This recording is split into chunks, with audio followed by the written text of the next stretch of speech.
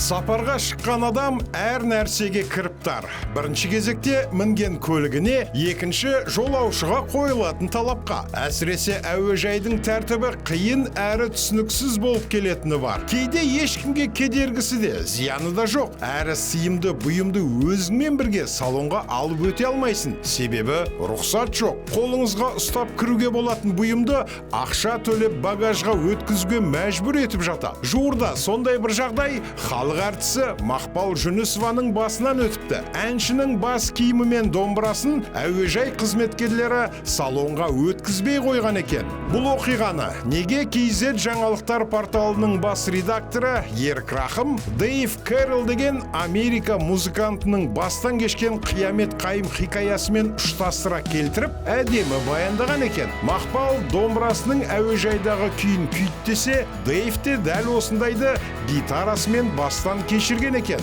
Бірақ Дэйв ақыры сынған гитарасы үшін қоғамды да әуе компаниясында дүр сілкіндіріпті. Кеш жарық ағайын, бұл неге олай бағдарламасы?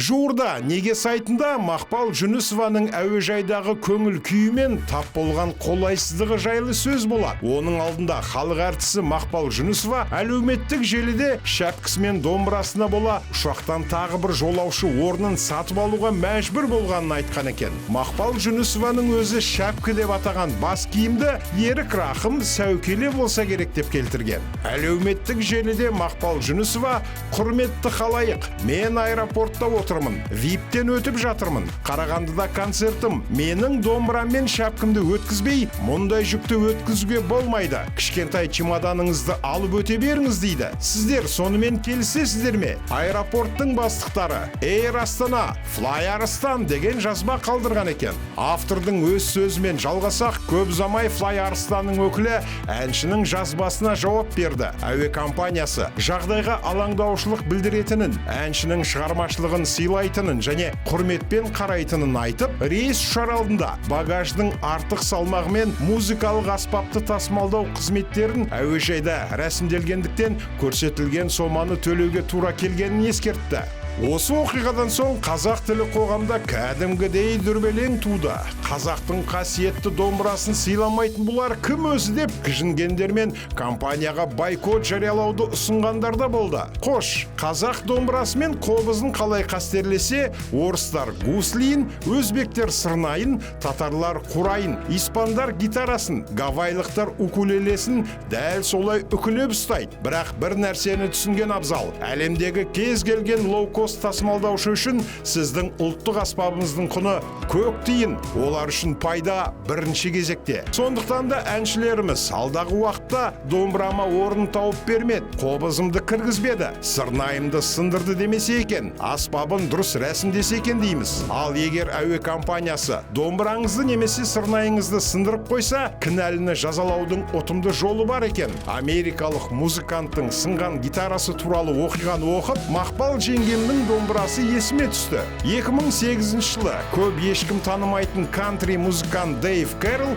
Небраскада өтетін концертіне қатысу үшін United әуе компаниясынан билет сатып алады. Билет алған кезде қосымша ақша төлеп, гитарасын салонға бірге алып кіруге рұқсат етуді өтінеді. Компания бұған рұқсат етпей, гитараны өзге жүкпен бірге жүк салғышқа жөнелтеді. Амал жоқ, Дэйв сүйікті аспабын жүк тиегіштердің қалай лақтырып жатқанын иллюминатордан көріп қана отырады. Ол Небраскаға келген соң гитарасының сынып қалғанын көреді де компанияға шағым түсіреді. Қысқасы, компания бір жыл бойы оның басын қатырып келіп, соңында «Фу, мә» деген ғой. Адвокатқа төлейтін ақшасы жоқ музыканттың қолынан келетіні ән жазу ғана. Сөйтеді де Дэйв United гитара сындыруды қатырады деген ән жазып клип түсіреді. Клипті YouTube желісінде көргендер саны 22 миллионнан асады. Гитара жасаумен айналысатын Taylor компаниясы компаниясы екі ғажап гитарасын сыйлайды. Осылайша Дэйв бір аптаның ішінде әлемдік жұлдызға айналып шыға келеді. Автор Ерік Рахым мақаласын